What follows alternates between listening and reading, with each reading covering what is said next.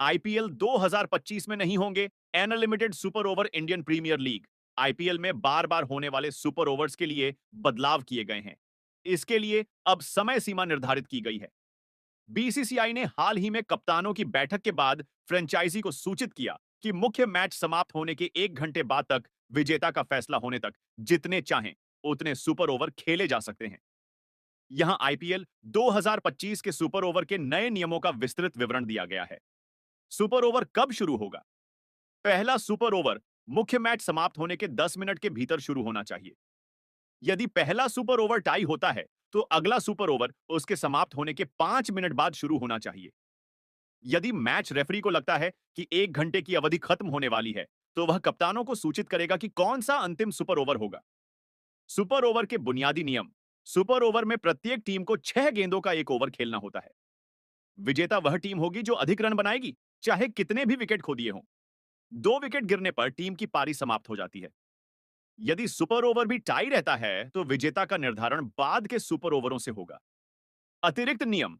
Super over match के लिए आवंटित पिच पर होगा, जब तक कि ग्राउंड अथॉरिटी और आईपीएल मैच रेफरी के परामर्श से अंपायरों द्वारा अन्यथा निर्धारित न किया जाए।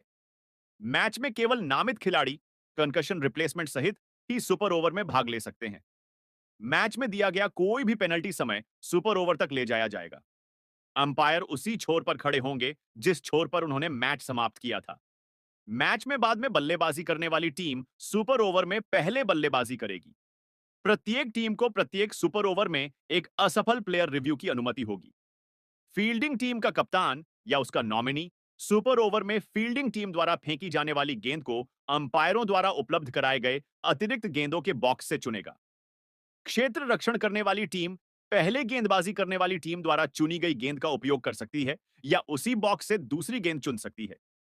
यदि गेंद को बदलने की आवश्यकता है, तो मैच में लागू प्लेइंग कंडीशंस सुपर ओवर में भी लागू होंगी।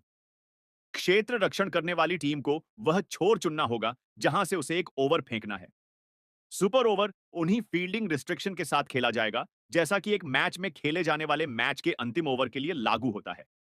सुपर ओवर में 2 ओवरों के बीच अंतराल 5 मिनट का होगा।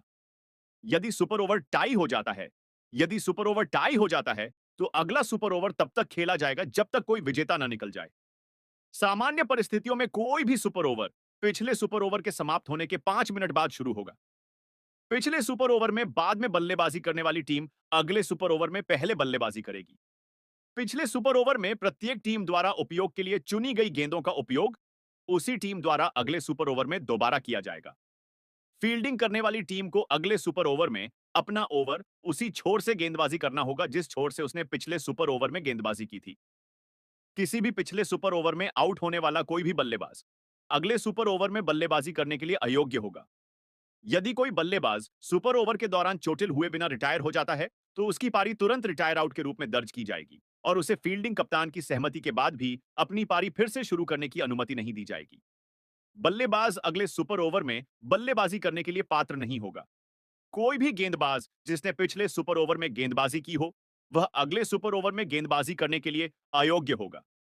अन्य सभी तरीकों से बाद के सुपर ओवर के लिए प्रक्रिया प्रारंभिक सुपर ओवर के समान ही होगी। यदि सुपर ओवर पूरा न हो पाए, यदि सुपर ओवर या उसके बाद के सुपर ओवर किसी भी कारण से समाप्त होने से पहले ही रद्द कर दिए जाते हैं, तो मैच को बराबर घोषित कर दिया जाएगा और बराबर अंक काटे जाएंगे।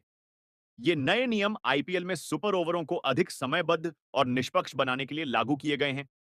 समय सीमा निर्धारित करने से यह सुनिश्चित होगा कि मैचों का परिणाम उचित समय के भीतर निकल जाए और बार-बार होने वाले सुपर ओवरों से बचा जा सके।